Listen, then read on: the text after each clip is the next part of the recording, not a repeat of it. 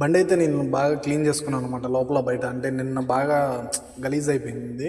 So నేనైతే clean చేసుకున్నాను water పెట్టేసి. తర్వాత ఏంటంటే మనం స్టార్ట్ అయ్యేటప్పుడు టైర్లు అయితే కన్ఫర్మ్ చెక్ చేసుకోవాలి.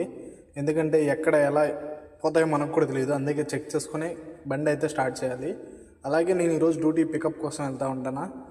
అంటే నాకు పికప్ వచ్చేసి కపిల్ తీర్థం దగ్గర పికప్ చేసుకుని ఈరోజు లోకల్ టెంపుల్స్ అన్నీ చూపించాలన్నమాట.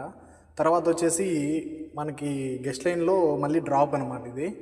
సో ఏం లేదు భయ్య, తిరుపతి అందాలన్నీ చూసుకుంటూ వెళ్తాను అనమాట. మార్నింగ్ భలే ఉంటుంది అసలు ఈ బ్రిడ్జ్ మీద అయితే భయంకరంగా ఉంటుంది భయ్య.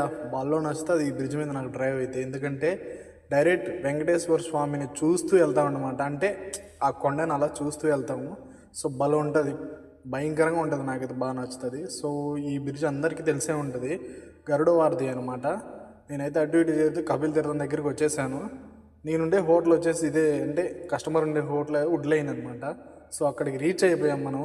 తర్వాత లగేజ్ అంతా పెట్టుకొని మనం స్టార్ట్ అయిపోయాం. Video తీయలేకపోయాను, sorry. నెక్స్ట్ వీడియోతో మళ్ళీ కలుద్దాం, బాయ్.